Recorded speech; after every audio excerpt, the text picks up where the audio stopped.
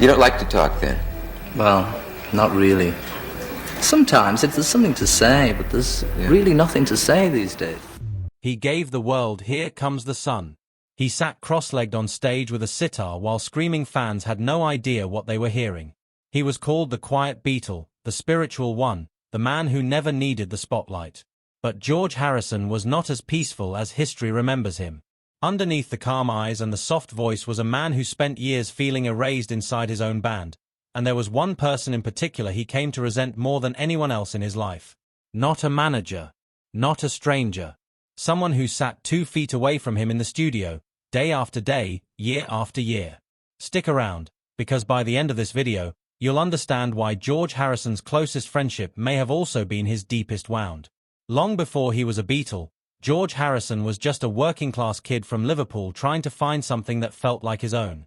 He was born in February of 1943, the youngest of 4 children in a family that didn't have much money but had a lot of music in the house.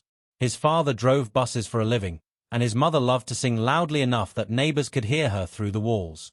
Some who wrote about Harrison's early life have suggested that his mother's love of music, and even her fondness for exotic radio broadcasts featuring Indian instruments, planted a seed in George before he ever picked up a guitar. Whether or not that detail is more legend than fact, what's certain is that the Harrison household was full of sound, and George grew up soaking it in. He started on an ordinary street in an ordinary house with an outdoor toilet and a single coal fire for heat, and none of that stopped him from dreaming big. He got his first guitar as a young teenager, and by all accounts, he became obsessed almost instantly. He doodled guitars in his school notebooks instead of paying attention to lessons. He was drawn to American rock and roll, especially after hearing Elvis Presley drifting out of a neighbor's window one afternoon while he rode his bike. That single moment is often cited as the spark that turned a shy Liverpool schoolboy into someone determined to make music his entire life. It was on a city bus, of all places, that George met a slightly older boy named Paul McCartney, and the two bonded instantly over guitars and chords. That friendship would eventually open the door to the group that changed music history. George auditioned for John Lennon's skiffle band when he was barely 15 years old, and Lennon initially wasn't convinced. George looked young, sounded shy, and didn't immediately impress the older boys running the group. But talent has a way of speaking for itself, and after George nailed a guitar solo that caught Lennon's attention, he was in. From that point forward, his fate was tied to 2 young men who would soon become 2 of the most famous songwriters in the world. By the time the group evolved into the Beatles and clawed their way through years of grueling club performances in Hamburg, George had already proven he could hang with musicians far more experienced than he was. He was even deported at one point for being too young to legally work in German nightclubs, a detail that shows just how early he was thrown into the deep end of the music business. When the Beatles signed with a record label and Beatlemania exploded across the world, George found himself standing next to 2 once-in-a-generation songwriters, and that position came with a very specific problem. He was talented, but he wasn't seen the same way. In the beginning, the roles inside the band were simple and mostly unspoken. Lennon and McCartney wrote the songs. George played guitar, sang harmonies, and occasionally got a small opportunity to contribute a song of his own. Early on, that arrangement felt fine. George was young, still learning his craft, and grateful just to be part of something extraordinary. But as the years rolled on and George's songwriting matured, that same arrangement started to feel less like structure and more like a ceiling. He wanted to grow. He wanted to be heard. And more often than not, he found himself waiting in line behind 2 men who had no intention of giving up their spot. This is where the story most people already know starts to shift into something less familiar. Everybody has heard about the tension between Lennon and McCartney, the 2 dominant personalities constantly measuring themselves against each other. What gets far less attention is how that dynamic left George on the outside looking in, and how his frustration wasn't spread evenly across both of his bandmates. While his relationship with Paul had its share of friction, especially in the studio where Paul's perfectionism could feel overpowering, it was George's relationship with John that carried a heavier emotional weight, and it's the one that seems to have left the deepest scars. To understand why, you have to understand what George admired about Lennon in the first place. John was sharp, funny, unpredictable, and endlessly creative. George looked up to him almost like an older brother, the same way plenty of people looked up to Lennon during those years. But admiration and resentment can live in the same relationship, and for George, they often did. Lennon had a well-documented habit of being blunt to the point of cruelty. He could be witty and warm one moment and dismissive or cutting the next, and George, as the youngest member of the group, absorbed more of that treatment than almost anyone. As the Beatles moved through the mid-1960s and into more experimental territory, George began writing songs that reflected his own personal growth, particularly his growing fascination with Indian music and Eastern spirituality. He picked up the sitar, studied under respected Indian musicians, and started weaving those influences into Beatles recordings. Songs like Norwegian Wood and later Love You To and Within You Without You showed a side of George that was completely separate from the mop-top image the world had of the band. This wasn't a gimmick to him. It was a genuine spiritual awakening that would shape the rest of his life.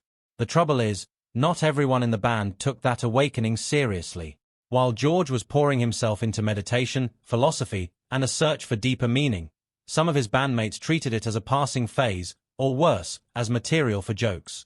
Several people close to the band have noted that Lennon, despite exploring his own interest in spirituality later on, could be openly skeptical or mocking of George's devotion in ways that stung. For a man who was quiet by nature and not inclined to argue publicly, that kind of dismissiveness didn't create loud blow-ups. It created something slower and more corrosive, a growing emotional distance that built up over years instead of exploding in a single moment.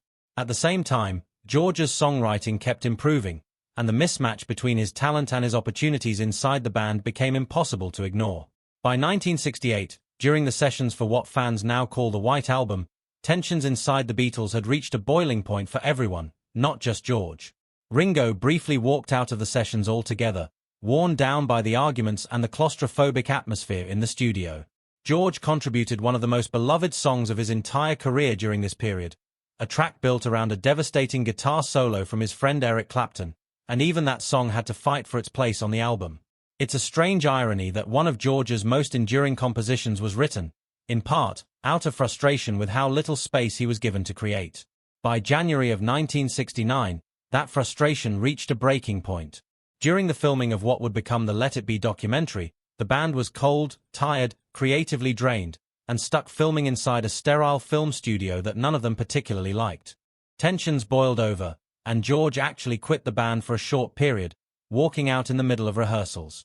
He came back less than 2 weeks later, but only after the group agreed to change locations and abandon some of the plans that had made him miserable in the first place. It was a small, quiet rebellion from the man everyone assumed was too calm to ever push back.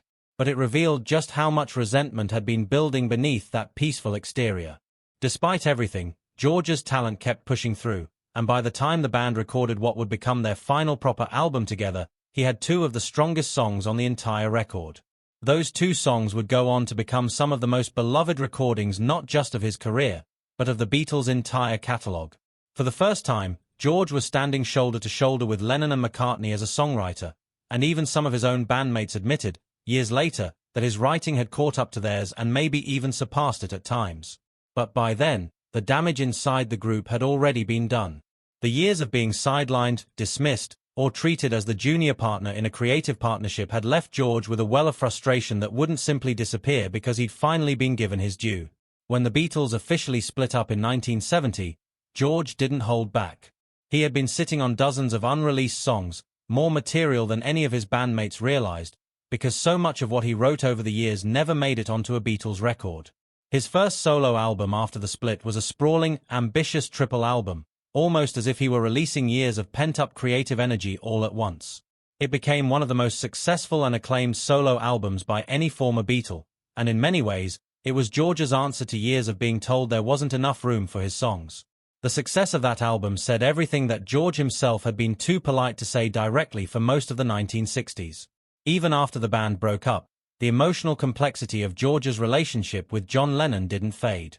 Interviews from the years following the split reveal a man who respected Lennon's genius but had also grown weary of his moods, his sharp tongue, and what George sometimes described as a self-centered streak.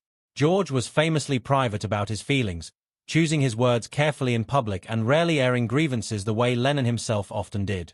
That's part of what makes George's later comments so telling. When a man known for restraint finally lets a little bit of frustration slip out, it tends to carry more weight than 100 angry outbursts from someone who complains constantly. One of the clearest signs of how George truly felt came years later, when he wrote his own memoir reflecting on his life and career. Biographers and fans alike have pointed out something striking about that book. George barely mentioned John Lennon at all. For a man who spent over a decade of his life standing next to Lennon on stages around the world, recording some of the most important albums in music history together, that kind of silence speaks volumes. It wasn't an angry tell-all. It wasn't bitter score-settling. It was simply an absence, as if George had decided that some chapters of his life were better left unwritten, or at least unwritten in detail.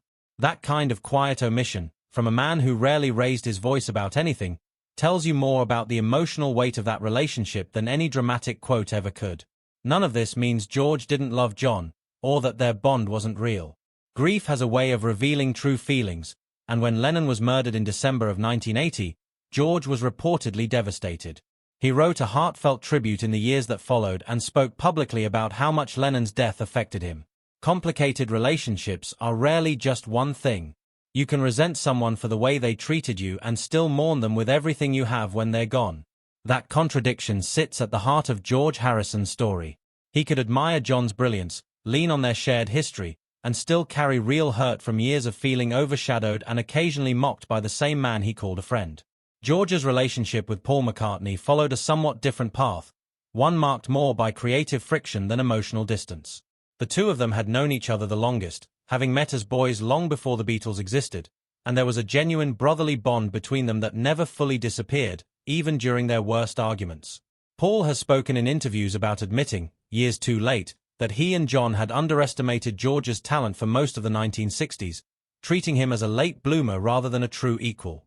That kind of acknowledgement, however sincere, came long after the years when George actually needed to hear it. Still, by most accounts, the friction between George and Paul was more about competing musical instincts and control in the studio than about the kind of deeper personal resentment George seemed to carry toward John. As George moved into the final decades of his life, he found a version of peace that had eluded him during his Beatles years. He remarried, built a family, continued making music on his own terms, and became a passionate supporter of causes close to his heart, including the historic benefit concert he organized in 1971 to raise money and awareness for humanitarian relief. He also developed a genuine love for auto racing, a hobby that had nothing to do with his fame and everything to do with simply enjoying his life away from the pressures of being a former Beatle. In many ways, this period of his life looked like a man finally getting to exist as himself, rather than as one-third of a creative triangle that never quite gave him enough room to breathe. In 1994, more than a decade after Lennon's death, George reunited with Paul McCartney and Ringo Starr to work on a project built around old, unfinished demo recordings that John had left behind.